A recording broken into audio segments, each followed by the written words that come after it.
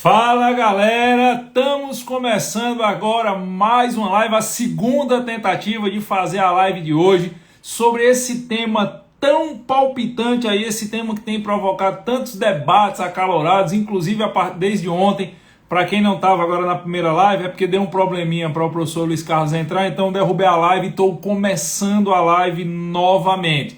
Então ontem eu postei nas minhas redes sociais aqui um trecho de uma audiência por meios virtuais, claro, um trecho de uma audiência processual penal acontecida na comarca de Natal, capital do estado do Rio Grande do Norte, e aí surgiu toda uma discussão sobre a possibilidade ou não do silêncio seletivo do réu. Se o réu poderia escolher só responder às perguntas da defesa ou não, se o direito de silêncio tem que ser absoluto, fica calado para tudo, se ele escolhe ao que responder. Então eu convidei o professor Luiz Carlos Figueiredo, meu patrão Luiz Carlos Figueiredo, colega meu de trabalho enquanto professor há quase 20 anos, há mais de 20 anos na verdade, professor de processo penal aqui do JUS 21, para fazer essa transmissão comigo. Ele está entrando aqui, vocês vão sentando o dedo no like aí, deixa eu trazer Lula. Entra, deixa eu só dar um recado importante aqui para que a gente possa começar a discutir esse tema. Lula, mano, pronto, agora deu certo. Seja bem-vindo, Luiz. Bom dia, muito bom dia, meu amigo Giovanni Moraes, e muito bom dia a todos que acompanham a transmissão. Pronto, antes da gente começar a discutir esse tema aí que tem dado tanto pano para manga, Luiz, e é claro, a gente não vai discutir aqui, preste bem atenção, a gente não vai discutir, galera, a audiência em si, o que houve na audiência, isso não nos cabe, até porque o professor Luiz Carlos ele é magistrado do TJPE e do estado de Pernambuco, e não seria minimamente razoável nós discutirmos postura de magistrado A, B ou C. Nós vamos discutir, enquanto professores de direito penal e processo penal, nós vamos discutir o instituto jurídico do silêncio seletivo do réu, para ficar bem claro isso para todo mundo. Só que antes da gente começar esse debate, Lula, eu só queria lembrar o pessoal que está nos assistindo agora que ontem às 9 horas da noite, às 21 horas, horário de Brasília, nós ativamos a melhor oportunidade do ano para quem quer ser aluno da pós-graduação do JUS 21. Nós ativamos um desconto especial de 50% em qualquer curso de pós-graduação e mantivemos todo o parcelamento ali em 10, 12 vezes, dependendo do valor do curso. Como eu disse na live de ontem, para que eu conseguisse fazer isso, eu tive que negociar, eu tive que chamar o pessoal do Pagar.me, que é a nossa plataforma de pagamento, o pessoal do Vimeo, o pessoal da Amazon, onde estão nossos servidores, o pessoal do sistema TI. Eu pedi desconto a todo mundo me deu, e aí a gente conseguiu ativar durante 24 horas. Agora veja, essa promoção não está no site, tá? Se você entrar no site, vai estar com preço cheio. Essa promoção, 50% de desconto, é exclusivamente através da nossa central de vendas via WhatsApp. Se você entrar no site do JUS 21, lá em cima da tela tem central de vendas, aí tem um número de WhatsApp. Você clica, já fala direto no WhatsApp. Ou se você for na bio do meu Instagram, ou na bio do Instagram do JUS 21, @JUS 21 oficial, na bio, que é aquilo que fica do lado da foto, que tem o nosso nome, tá um link para você falar diretamente com a equipe de vendas. Agora, por favor, é importante deixar claro que esse desconto está limitado à quantidade de vagas restantes na turma. Por exemplo, agora pela manhã, uma das turmas de Direito Processual Penal Aprofundado, que é a turma de 4 meses, ela esgotou, não tem mais vaga. A turma de Segurança Pública também de 6 meses não tem mais vaga. Aí o pessoal, poxa, eu estou querendo comprar e não vende. Não é que não queiram vender com desconto, é porque está limitado à quantidade de vagas. Dado o recado, vamos lá. Vamos começar. Eu já vou começar provocando o Luiz Carlos e deixa eu explicar porque um dos motivos que me levou a convidar Lula, além dele ser hoje um dos maiores professores de processo penal do país, ele é o titular da maioria das cadeiras de processo penal aqui do JUS 21. Então, eu sempre gosto de tratar do tema no JUS com o professor que é titular. Da mesma forma, se ele fosse tratar de alguma coisa de direito penal, material, embora ele dê penal, eu dê processo, ele iria me chamar. Então, por isso que eu já vou começar fazendo uma provocação a Luiz. Luiz, a gente sabe que o Instituto do Interrogatório do Acusado, ele está lá no Código de Processo Penal, se eu não me engano, a partir do artigo 184 do Código de Processo Penal. Antes da gente falar especificamente da possibilidade ou não, tá, do silêncio seletivo, você que faz isso todo dia, Conta pra gente como é o passo a passo do interrogatório do acusado pelo processo penal e dentro da prática, lá na audiência. Como é que vai acontecer isso? Vamos lá.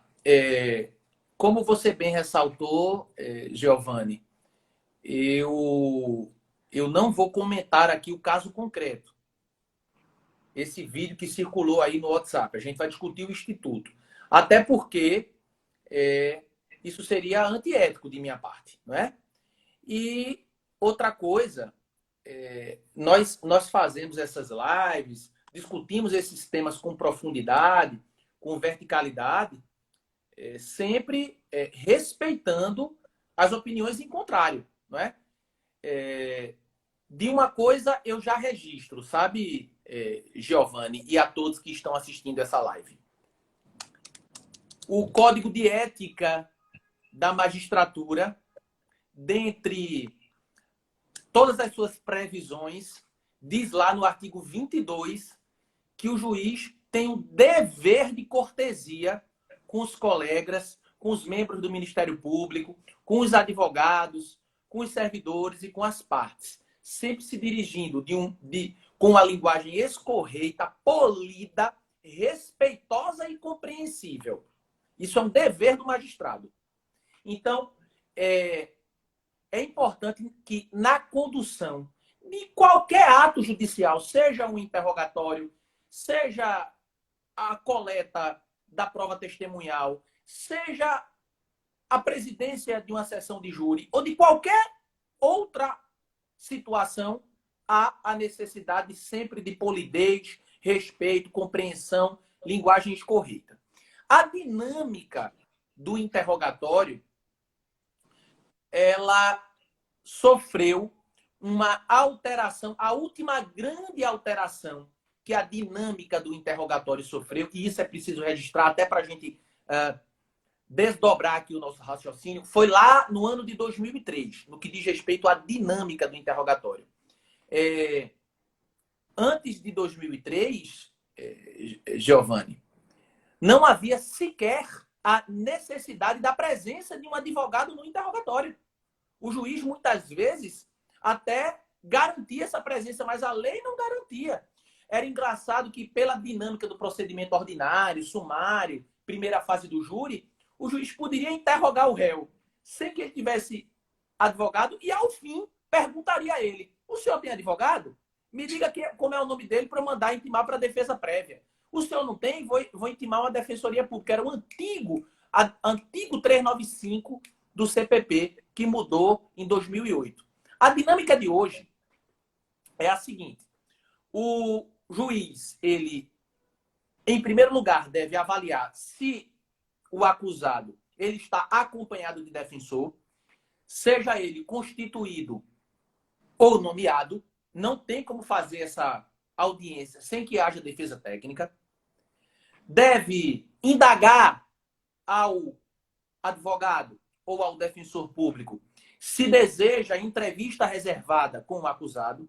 E isso, nesse tempo de crise sanitária, a gente consegue, a tecnologia nos permite que isso seja feito. As plataformas de audiência online, elas permitem que o advogado e o acusado conversem reservadamente. Juiz não ouve, promotor, promotora não ouve nada. E começa, então, a dinâmica do interrogatório. Como é essa dinâmica? O artigo 186 do Código de Processo Penal diz que, depois que ele é devidamente qualificado e cientificado do teor da acusação, então o juiz lê a denúncia, o juiz informa, antes de começar a perguntar sobre os fatos,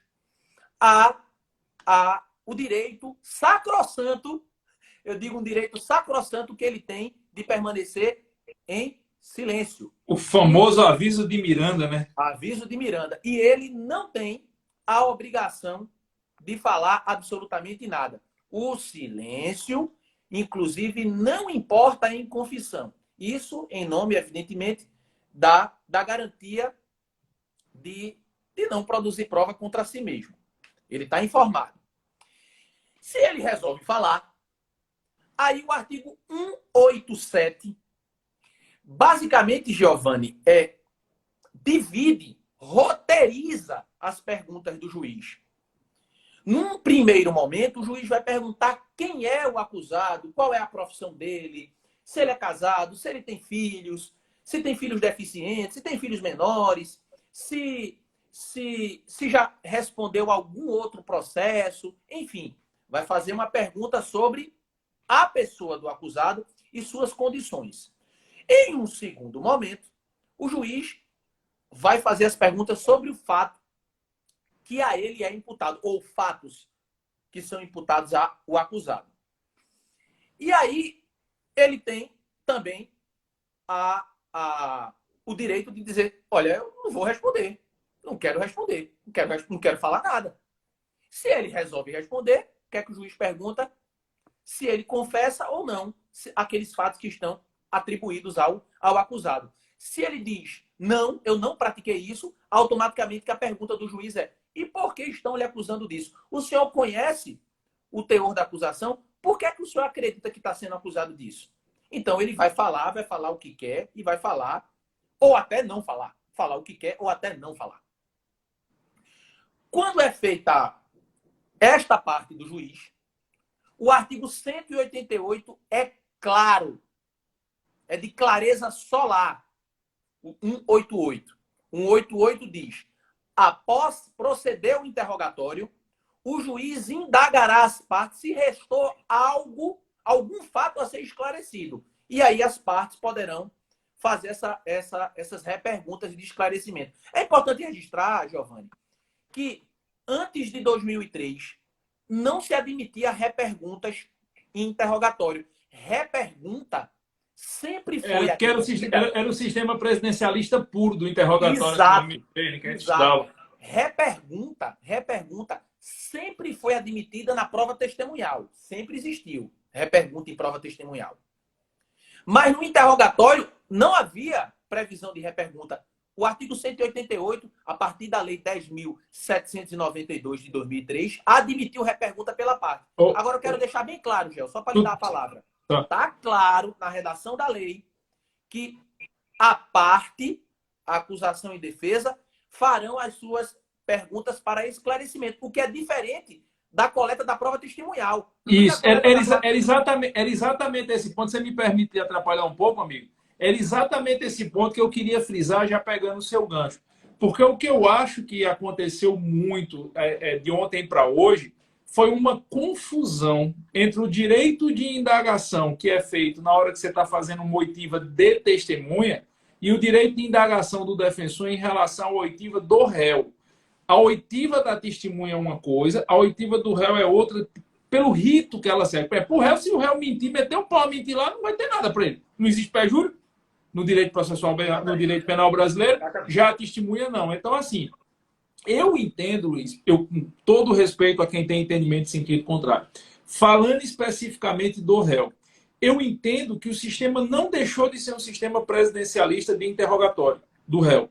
Que antigamente a gente falava que o sistema era presidencialista, inquisitivo puro, porque era só o juiz que perguntava. Eu acho que ele continua sendo assim, só que mitigado. Mitigado em que sentido? Quem conduz o interrogatório do réu é o magistrado. Quem tem que buscar o esclarecimento dos fatos junto ao réu é o juiz. Eu vejo muitas pessoas dizendo que no interrogatório do réu é o momento máximo onde o réu pode exercer a plenitude da sua defesa perante o magistrado. Concordo. Eu não tenho nada a dizer em detrimento disso. Eu acho que sim, que é o momento do ápice da possibilidade de plenitude de defesa. Muitas vezes, se o réu tiver uma boa capacidade de articulação, se o réu tiver uma boa capacidade de externar ideias, de concatenar ideias, talvez seja o momento mais propício para ele demonstrar sua inocência ou ainda que admita uma responsabilidade penal, algo que elimine qualificador, afaste, agravante, alguma coisa desse tipo. Mas ele vai fazer isso sendo indagado pelo juiz. As indagações que são feitas pelas partes, acusação e defesa, elas são indagações adjuntórias. O que são indagações adjuntórias? Por exemplo, o juiz deixou de perguntar alguma coisa, ok, isso é considerado relevante para a defesa? Vamos pegar uma situação hipotética. O cara está sendo acusado de furto qualificado pelo concurso de 2 ou mais pessoas, mas o juiz deixou de fazer alguma indagação em relação a essa segunda pessoa, se o investigado conheceria ou não, se saberia indicar quem era ou não. O juiz não perguntou isso. É algo extremamente relevante para a defesa. Então, eu acho que cabe ao advogado fazer esse tipo de indagação, que é o que você chama de repergunta, eu chamo de arguição adjuntória, arguição auxiliar. Mas o sistema não tirou do juiz a possibilidade dele conduzir um interrogatório. Certo? É tanto que quando você diz que a pergunta ou a repergunta ou a pergunta é de natureza auxiliar, adjuntória, é no sentido de complementar o interrogatório feito pelo magistrado. Então, acho que é importante a gente bater muito nessa tecla, porque daqui a pouco, quando a gente for prolatar nossa opinião sobre o direito ao silêncio, se ele é parcial, se ele é total, se ele é seletivo ou não, é importante que quem está nos assistindo entenda que nós estamos falando de um procedimento onde ele começa com o magistrado e apenas as lacunas, as omissões, uma situação adicional que não tenha sido arguída pelo juiz é que caberá ser indagada pelas partes. Porque muita gente acha que no interrogatório do réu, o advogado da acusação já começa perguntando, não. A defesa já começa perguntando, não. Quem pergunta é o magistrado. Você concorda com esse meu ponto, Luiz? Ou você acha que merece algum reparo? Adiro 100%. É muito importante a gente registrar que a dinâmica da coleta da prova testemunhal é uma, a dinâmica do interrogatório é outra. A dinâmica da coleta da prova testemunhal está lá no artigo 212. 212. Quem pergunta é a parte. Aliás, é ônus da prova de quem alega. Então, a parte tem o protagonismo da produção da prova. E o juiz se o Ministério Público rolou a testemunha, é ele que pergunte. Se a defesa rolou a testemunha. Claro. Mas... E o parágrafo único é bem claro. Dizer, o juiz ele só vai perguntar para poder esclarecer e complementar. A pergunta do juiz é residual. No interrogatório é o contrário. Eu concordo que é um direito, é o melhor momento de defesa do réu. Ele tem todo o direito de contar o que ele quer contar, tem o direito de mentir se ele quiser mentir. Se ele quiser ficar calado, ele fica calado. Agora, a dinâmica precisa deixar bem clara. No interrogatório, a dinâmica é outra. O juiz começa perguntando e as partes complementam.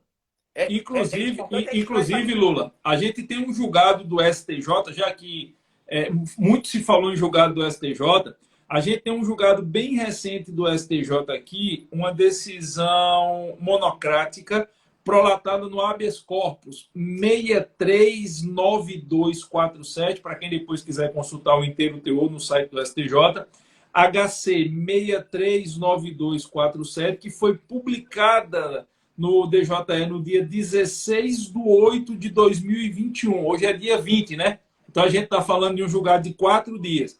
E o relator foi o excelentíssimo senhor ministro Jesuíno Risato. Se eu não me engano, o ministro Jesuíno Risato, ele é do TJ do Distrito Federal, que está convocado lá para o STJ.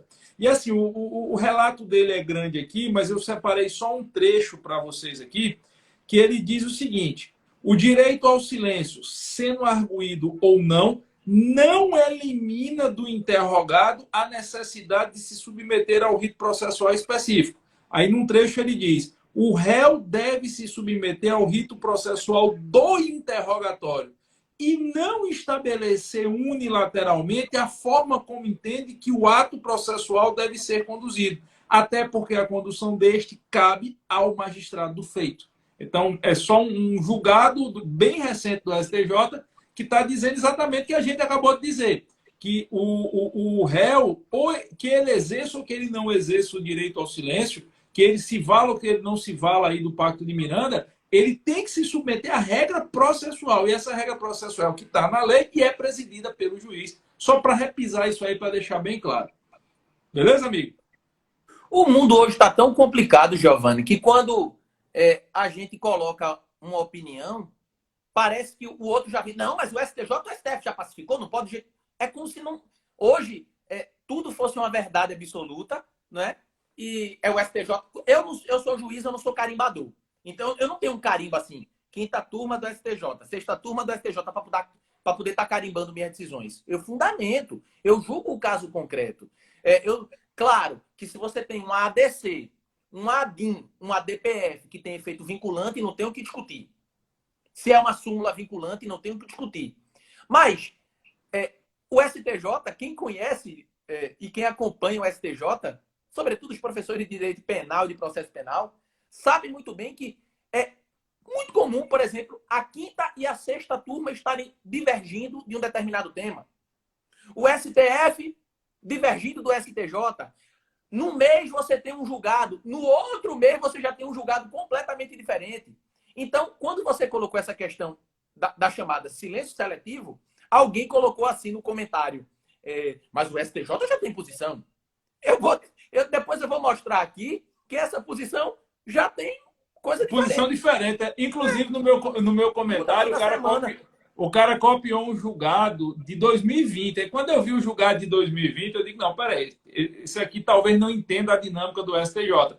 Porque a gente tem sobre esse tema julgado agora. Eu citei um julgado do dia 16 de agosto, eu tenho outro aberto aqui do dia 2 de agosto de 2021, do excelentíssimo senhor ministro Félix Fischer. Então, assim, um julgado de 2020 sobre um tema desse do STJ é um julgado antigo pra caramba. A gente tem que estar trabalhando com o julgado do mês, certo? O julgado do mês. Por isso, né, Lula, que nas pós-graduações do Jus 21, nos nossos cursos aqui, a gente bate tanto e um aluno está atento à jurisprudência, porque no nosso tempo, eu sou um pouquinho mais velho do que o Luiz, mas nós somos mais ou menos da mesma época de estudante de direito. No nosso tempo, a gente atualizava jurisprudência uma vez por ano, quando ia na Livro 7 e comprava aquele livro de jurisprudência coletada do ano anterior. Hoje não, hoje você tem que atualizar a jurisprudência semanalmente. Veja que uma jurisprudência de 2020 já não serve mais para o que a gente está fazendo agora e faz parte do métier do advogado criminalista estar atento a isso. Aí, Lula, vamos chegar num ponto agora que eu acho que é o ponto fulcral da nossa análise, da nossa discussão.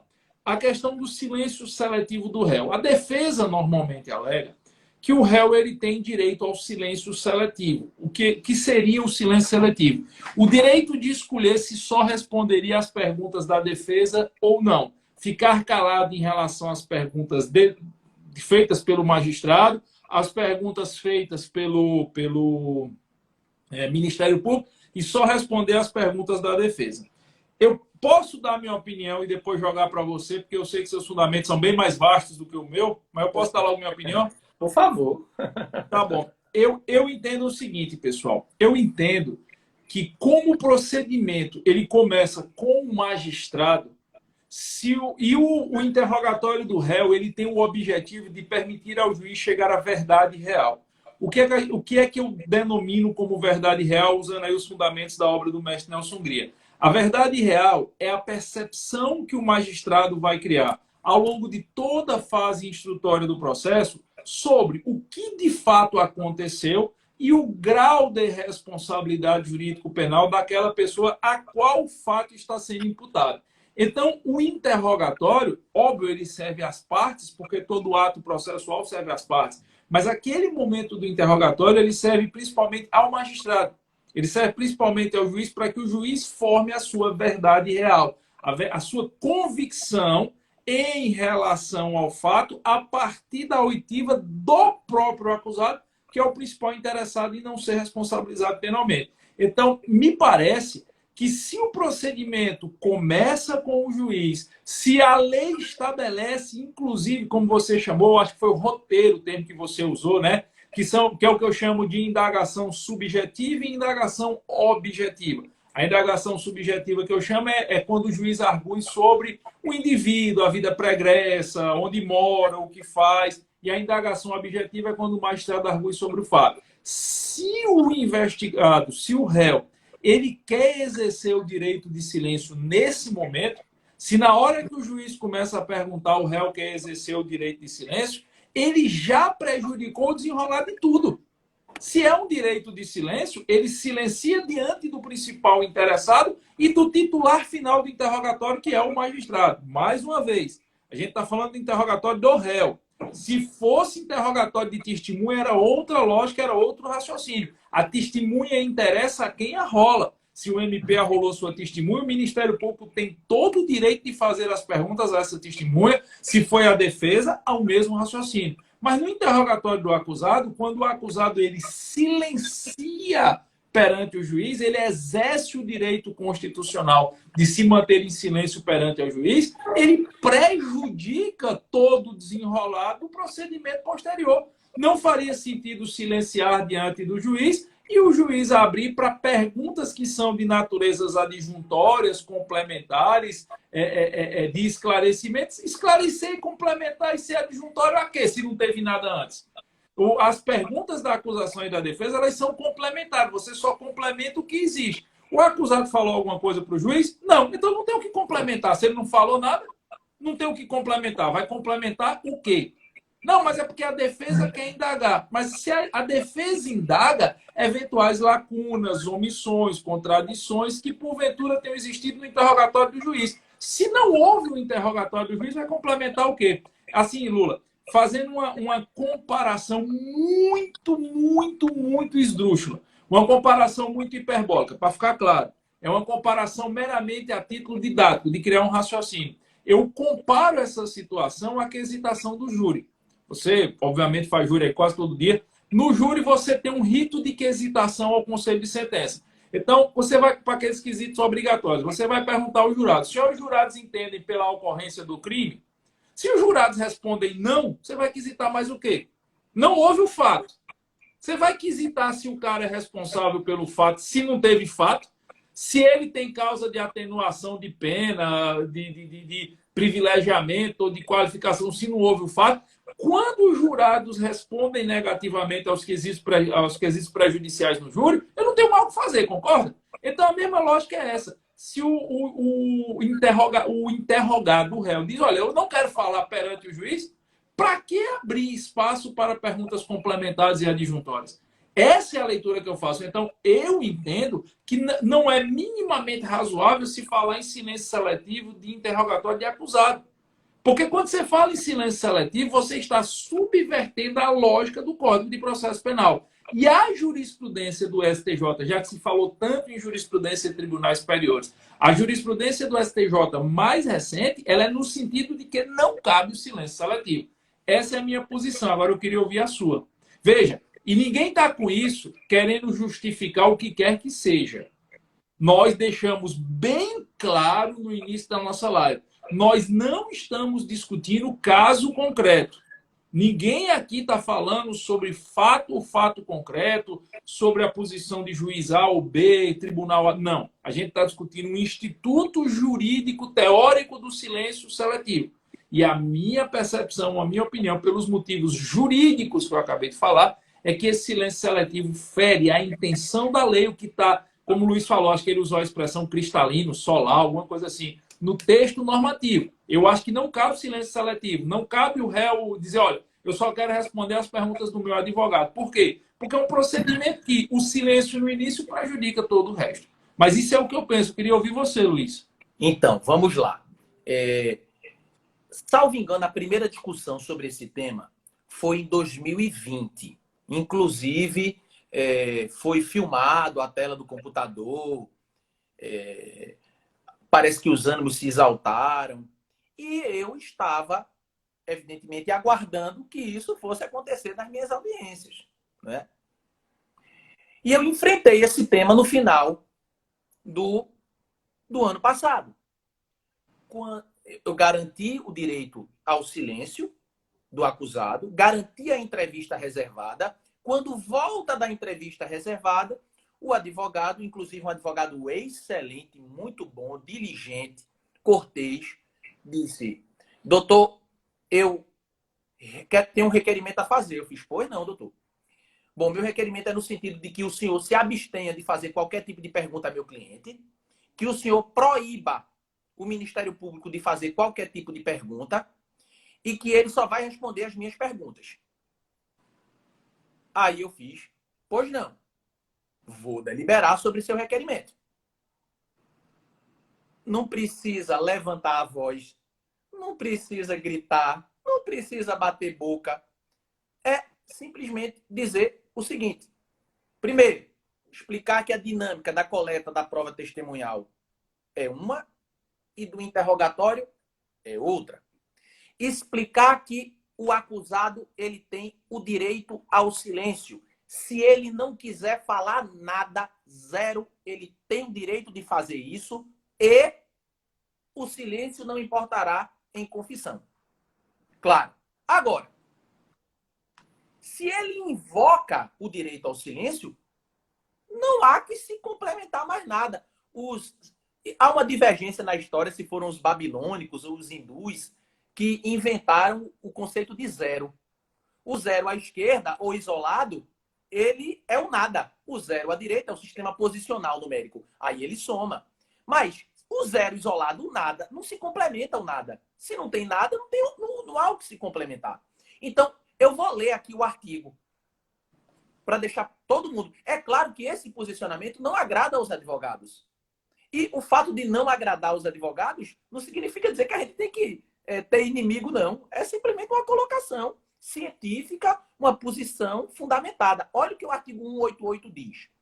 Após proceder ao interrogatório, o juiz indagará das partes se restou algum fato para ser esclarecido, formulando as perguntas correspondentes, se o entender pertinente e relevante. Ou seja, está claro aqui que o juiz começa a perguntar se nas perguntas do acusado ele quiser responder algumas e ficar em silêncio em outras, ele pode.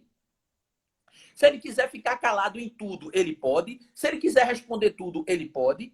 Mas está claro que depois que o juiz termina e o acusado exerce o seu direito de defesa falando ou ficando calado, o juiz abre a possibilidade das partes realmente esclarecerem, formulando novas perguntas para deixar, de repente, um ponto que ficou embrulhado, obscuro, um ponto que realmente precisa de alguma luz.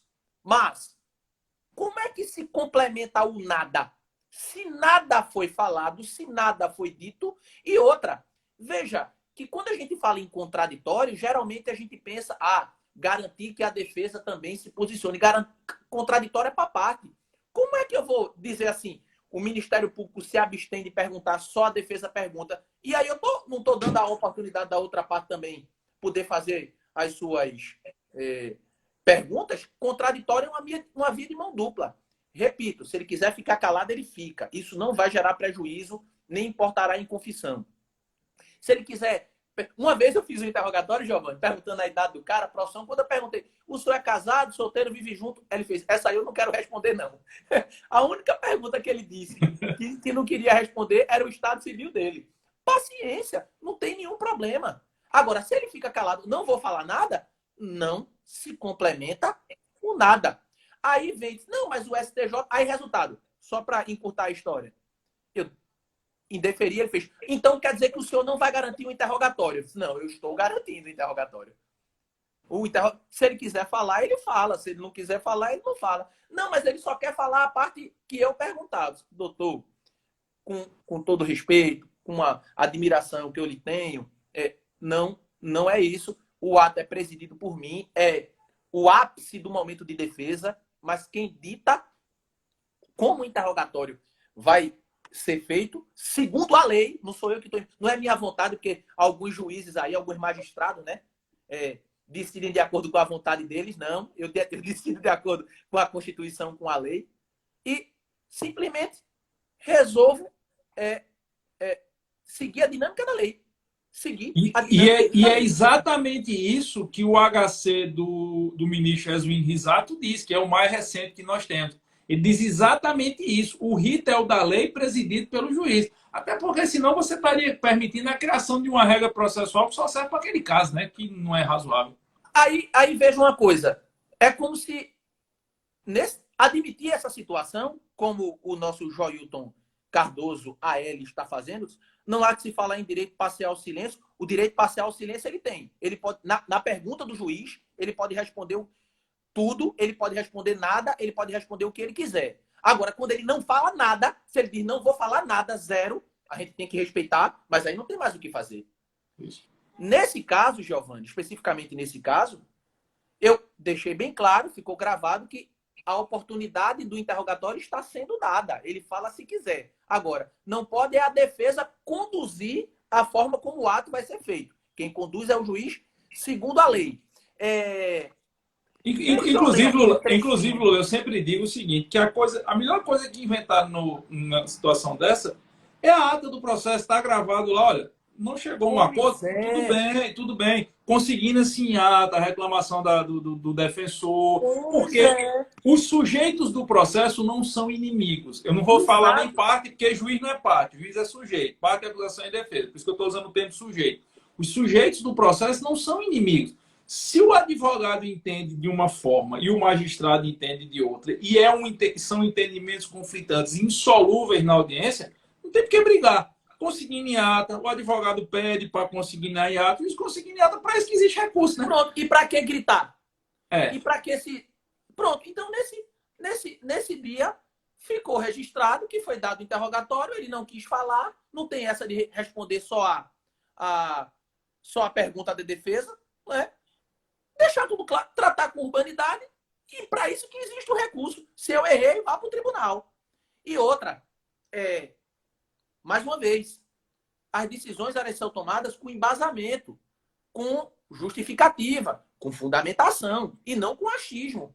Se o meu fundamento está errado, que se recorra. Agora, é exatamente o que Marquinho está dizendo aqui. O Marquinho, _10, é só constar em ata e pedir a nulidade.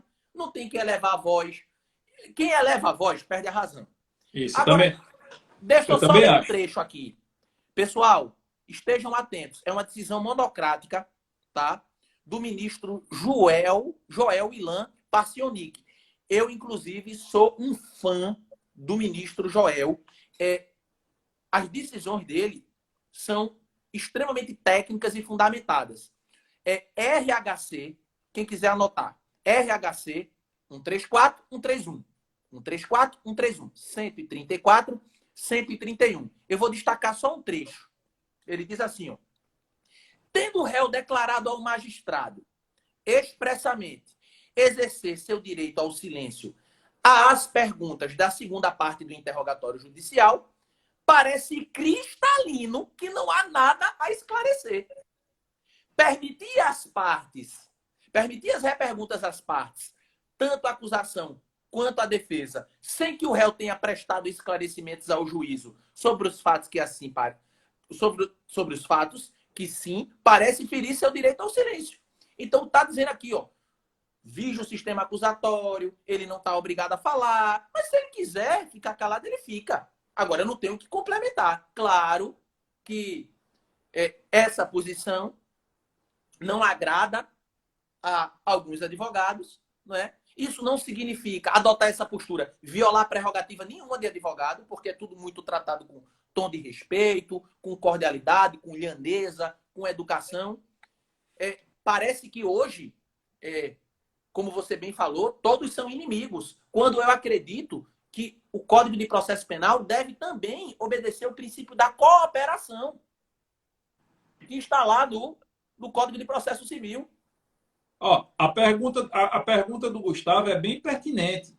Ela diz, se o réu responder tudo que o juiz perguntar, o réu pode se negar a responder ao MP? Pode, porque ele respondeu primeiro ao juiz. Sim. Então, ele pode se negar a responder o que ele quiser. A questão aí é o prejuízo do adiantamento do procedimento se a primeira parte não foi feita. Veja, perfeito. O silêncio, para deixar bem claro didaticamente, doutor Gustavo, o silêncio seletivo existe. Desde que esse silêncio seletivo ele seja arguído num contexto onde haja alguma resposta ao magistrado. Se não há resposta nenhuma ao magistrado, você não tem como passar para a indagação das partes, porque não há o que ser complementado. Então, se você chegasse numa prova oral, doutor Gustavo, existe silêncio seletivo do interrogatório do réu? Sim, desde que haja da parte dele algum tipo de resposta. Se o silêncio dele é absoluto diante do juiz, aí deixa de ser seletivo, passa a ser absoluto. Então não há o que se complementar. É como eu disse, não se complementa o zero isolado. Se eu não tenho nada diante do juiz, como fazer qualquer complementação diante das partes? O que não pode existir como o Luiz deixou bem claro, e é a minha opinião também, o que não pode existir, doutor Gustavo, o réu silenciar completamente diante do juiz, principalmente sobre fatos, silenciar diante do juiz, silenciar eventuais indagações do MP e só querer responder às indagações da defesa. Isso não pode acontecer. As indagações, seja do Ministério Público ou seja da defesa, elas são de natureza complementar. Você só complementa o que existe. Se o réu quis exercer o seu direito constitucional e inalienável de permanecer em silêncio diante do juiz, ele não criou fato a ser complementado. Ele não criou oitiva a ser complementado. Então, se não tem nada a ser complementado, vai se abrir voz para a defesa para quê? Eu entendo a postura do advogado, porque é óbvio, o caso ídrico, quando você constitui alguém como seu defensor, como seu patrono, como o próprio nome sugere, você quer que ele busque todos os meios, obviamente, de exercer defesa. Mas esses meios têm que estar previstos em lei. Eles têm que estar coadunados com o ordenamento. Como a gente disse, a gente não está tratando de caso concreto aqui. Seja da parte do defensor buscar os mecanismos de defesa, que é algo completamente válido, seja da parte do juiz fazer reger o que está na letra da lei, porque não há, para mim, não há possibilidade de interpretação. A letra da lei é tão clara que não tem o que interpretar aqui. O procedimento é esse. Se responder ao juiz, abre para as partes. Se não responder ao juiz, não tem por que abrir para as partes. Então, nesse caso, ainda que o advogado não concorde, o que, é que ele vai fazer? Eu não concordo, ok. Cabe a ele com urbanidade e cabe ao magistrado com urbanidade. Os sujeitos não são inimigos. Então, excelência, eu discordo da posição do senhor, discordo da posição da senhora. O juiz, olha, meu fundamento é esse. Excelência, requeiro que seja constado em ata. Constou em ata. A opinião é impossível de ser composta entre os dois. É óbvio que ninguém vai estar brigando.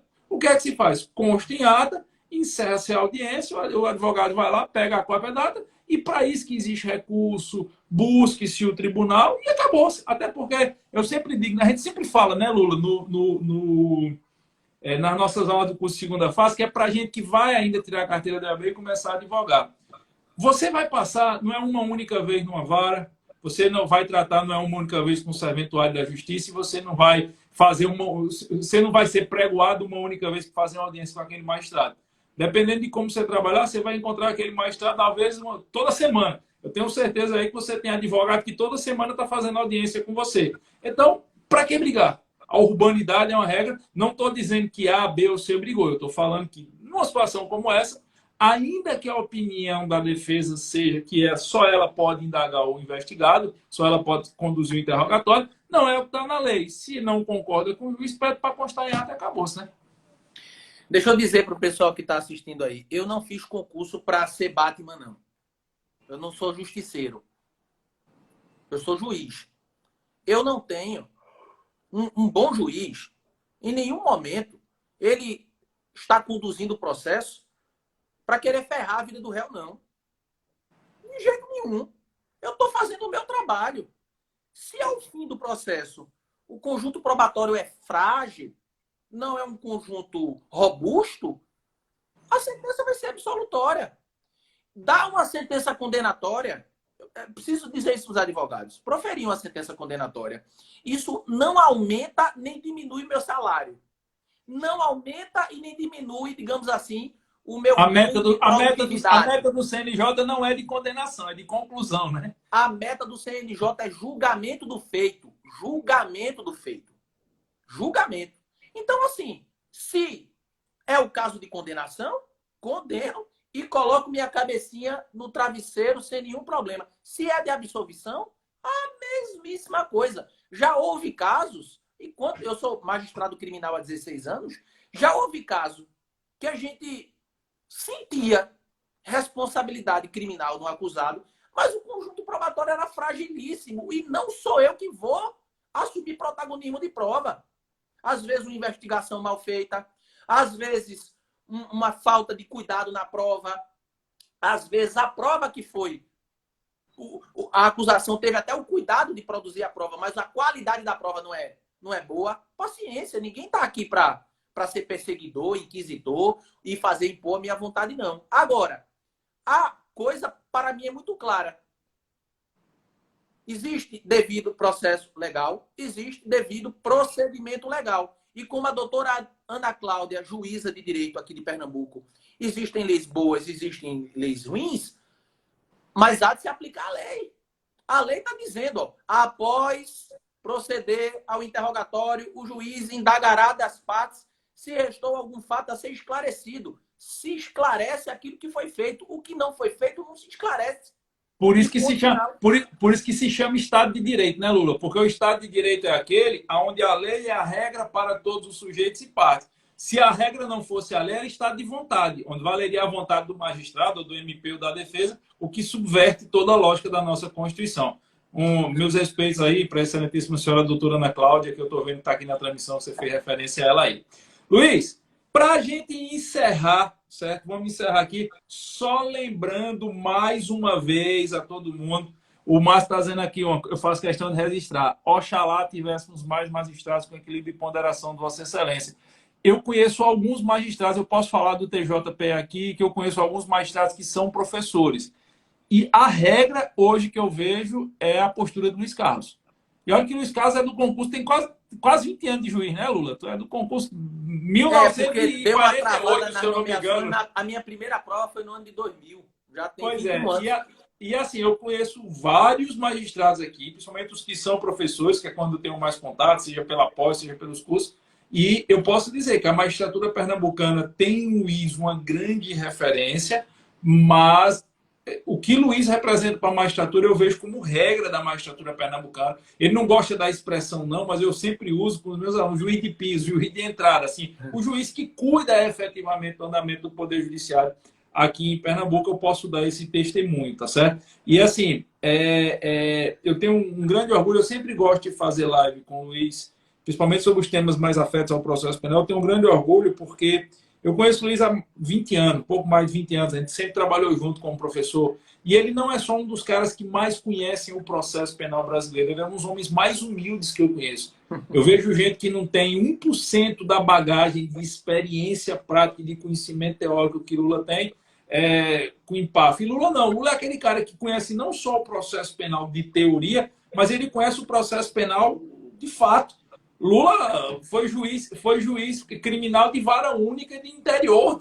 Assim, o que você imaginar, um dia eu já disse ele, no dia que ele se aposentar para não ter problema com a Lomã, a gente vai passar um mês na pré ele contando as histórias dele, eu escrevendo para transformar num livro. Então, assim, para mim a grande referência. Por isso que eu fico muito feliz que eu acompanho o seu raciocínio, eu entendo da sua fórmula. E só antes de eu passar a palavra de volta a você para a gente encerrar, aqui eu só preciso relembrar mais uma vez ao pessoal. Tem muita gente que diz, eu quero estudar com o Luiz Carlos, eu quero estudar com o Renato Fázio, eu quero estudar com o professor Giovanni, eu quero estudar com o Paulo Furtado, com a professora Natália Barroca, com o professor André Carneiro, eu quero fazer uma pós em Direito Penal, em Processo Penal em Segurança Pública, mas eu estou liso, não tenho dinheiro. Lembre-se, nós ativamos ontem e só vai até hoje, 21 horas, horário de Brasília, 50% de desconto em todas as pós-graduações do JUS 21, mas exclusivamente pela central de vendas via WhatsApp, tá bom? Eu acabei de ser notificado aqui que a pós de Direito Penal Aprofundado de 6 meses também já esgotou. Então, assim, 50% de desconto até 9 da noite ou até terminar as vagas. Vê lá na minha bio, tem um linkzinho de acesso direto para a central de vendas. Lula, eu deixo com você para encerrar a live, amigo. Rapaz, tem uma juizada acompanhando, eu não posso deixar de registrar pelo menos os nomes que eu vi.